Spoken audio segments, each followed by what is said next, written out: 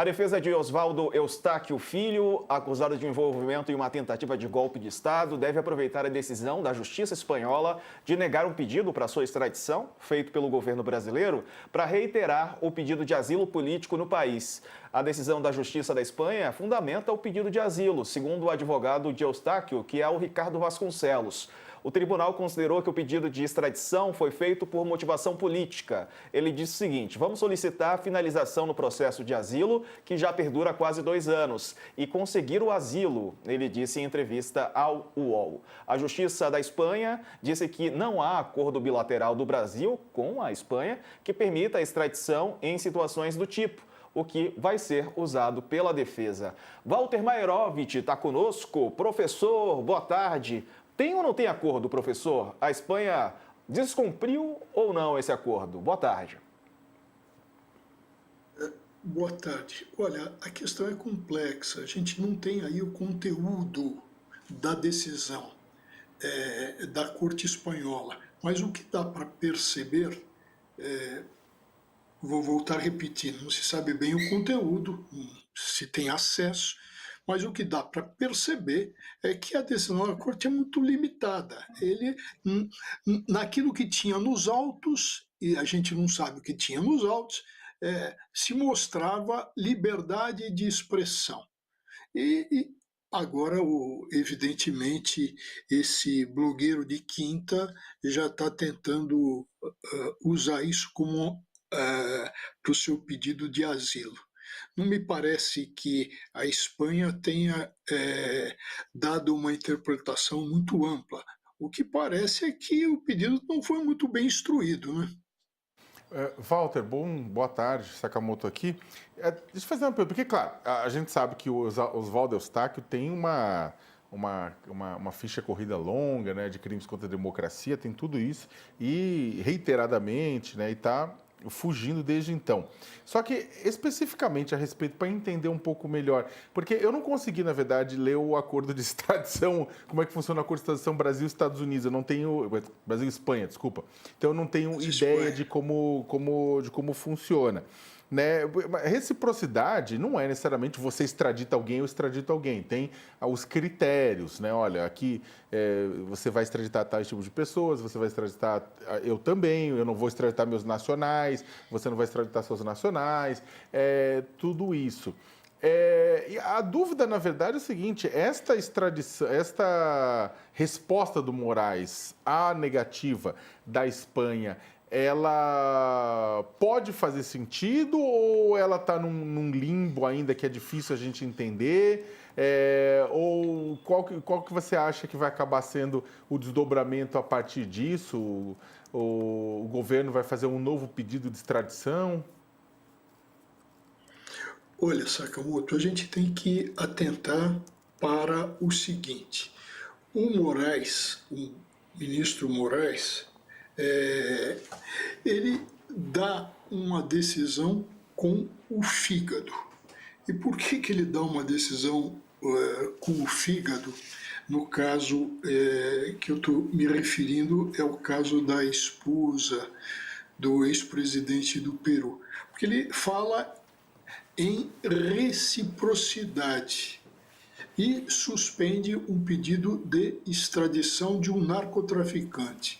Veja que o caso Eustáquio não tem nenhuma semelhança com o outro caso, ou seja, o do narcotráfico. Portanto, essa alegação de reciprocidade me parece absolutamente equivocada. Carla, agora sim a gente vai abrir seu microfone. Diga lá. Bom, eu queria emendar uma pergunta que tem a ver com isso, sobre essa questão da reciprocidade para o professor.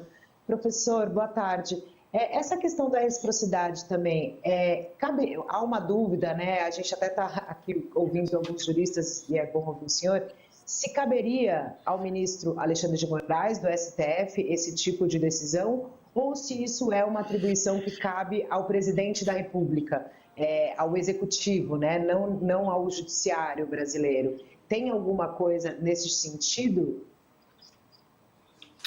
de atribuição de poder? Você tá se referindo ao asilo? Extradição, né? Isso. A extradição. A questão da extradição.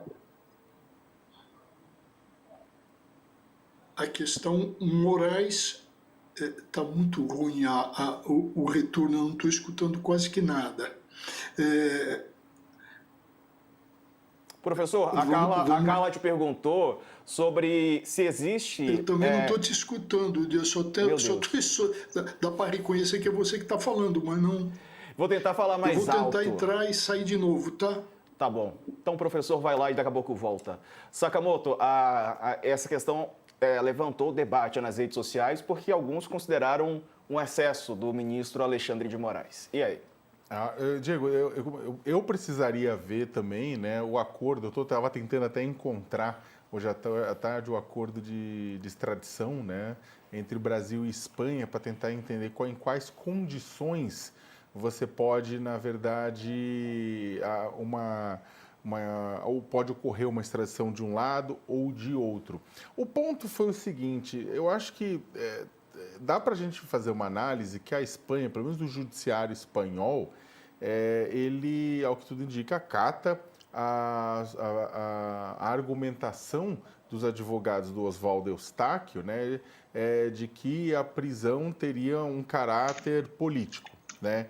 E aí o que acontece? O Brasil, é claro, como Estado, ele pode recorrer da decisão, pode discutir essa questão dessa decisão.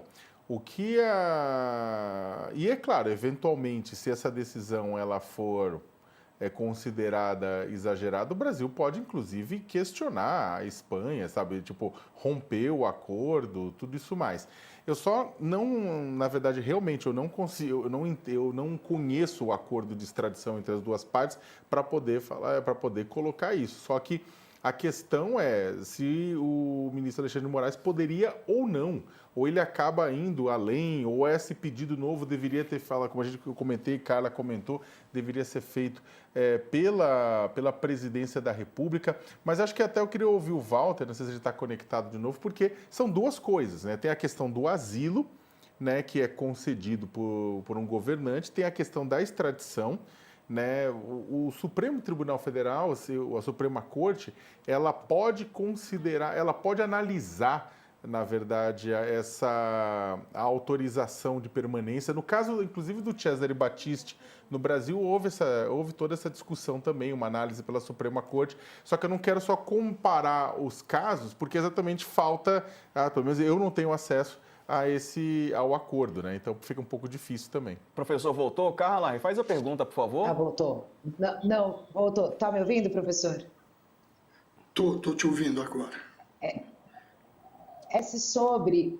o senhor já falou aí que na questão da reciprocidade, o ministro Alexandre de Moraes, né, agiu com o fígado, mas em relação a essa questão da extradição e do asilo, a decisão, tem gente que avaliando que ele usurpa um pouco o poder, que seria do presidente da República, porque nesses processos de extradição, por exemplo, cabe ao Ministério da Justiça e ao Itamaraty as tratativas, né? Então, há na sua visão, professor, uma usurpação do poder que deveria caber ao Lula e que Moraes está deliberando nesse caso?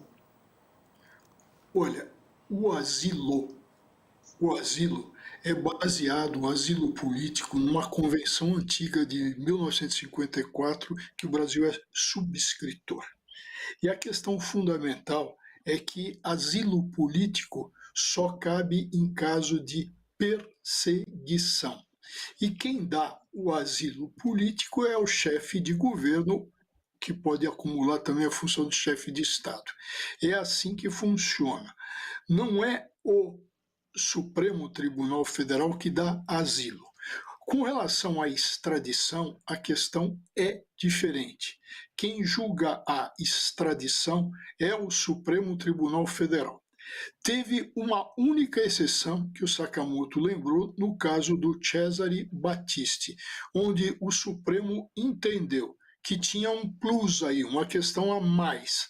Então, ele negava a extradição por maioria, mas que a última palavra deveria ser dada pelo presidente da República, à época, o Lula. Foi só esse o único caso de extradição onde a última palavra coube ao presidente da República. Depois o Supremo continuou a julgar normalmente as extradições e verificar caso a caso se era para conceder ou não.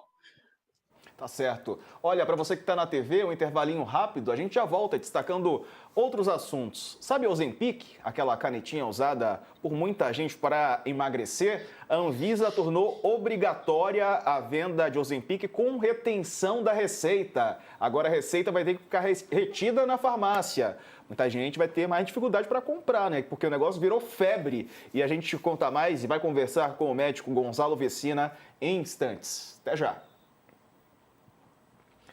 Bom, a gente segue no YouTube mais um pouco com o professor. Professor, essas questões todas acendem paixões, né? Porque o ministro Alexandre de Moraes virou uma figura emblemática para bolsonaristas e para pessoas da esquerda também, né? Nos conte quão, digamos assim, contaminado está esse ambiente para analisar friamente, né? Porque, como qualquer pessoa, pode cometer acertos e erros. Olha, o ambiente está muito contaminado. Vamos pensar, por exemplo, no caso do asilo da ex-primeira-ministra do Peru. Tá aí o asilo, e o asilo, como eu lembrei lá atrás, só se dá em caso de perseguição. Não tem caso, inclusive, de auxílio humanitário, só de perseguição. Então, tem essa decisão que está agitando também esse ambiente. Outra coisa tem a ver com a decisão do Moraes, que suspende a extradição de um búlgaro que era narcotraficante. E aí o Moraes usa da seguinte colocação. E, inclusive, oficia, e aí, Carla, tem uma primeira trombada, ele oficia o embaixador da Espanha como a tomar satisfações. Por que a Espanha não cumpre a reciprocidade? Ora, nesse caso não havia reciprocidade. As questões eram diferentes, porque exigem tratamentos diferentes e não iguais ou recíprocos. Portanto, essas duas questões, que é a decisão do Moraes, que é a decisão do Lula, no caso do asilo, evidentemente que conturbam tudo. A lembrar que o asilo vem o asilo fora do tratado, ou seja, onde não se dá bola para se tem ou não perseguição política, é uma tradição brasileira que veio com a ditadura militar, quando se deu asilo ao Alfredo Stroessner, aquele sanguinário ditador que já morreu do Paraguai. A partir daí ocorreram decisões sobre asilo fora ou dentro da convenção. Então, o que se viu muito, por exemplo, que se chamou a atenção, o caso do Batiste, por exemplo, se concedeu asilo, mas o Batiste não tinha nada a ver com o problema político, de perseguição política. Era um terrorista que havia atacado o Estado Democrático de Direito da Itália. Então, essa confusão toda, Carla, decorre dessa nossa própria tradição, tá? É isso, falando ainda aqui sobre a extradição ou não de Oswaldo Eustáquio, a gente está de volta para você da TV para nos despedirmos também do professor Walter Maerovitch. Professor, obrigado pela participação, viu? Volte mais vezes, estava sumido, viu? Estava com saudades. Um abraço, eu também. Tchau, tchau. Valeu. Tchau, Sakamoto. Tchau, Carla. Obrigado. Olha, é o seguinte, vamos falar do Ozempic agora? A canetinha que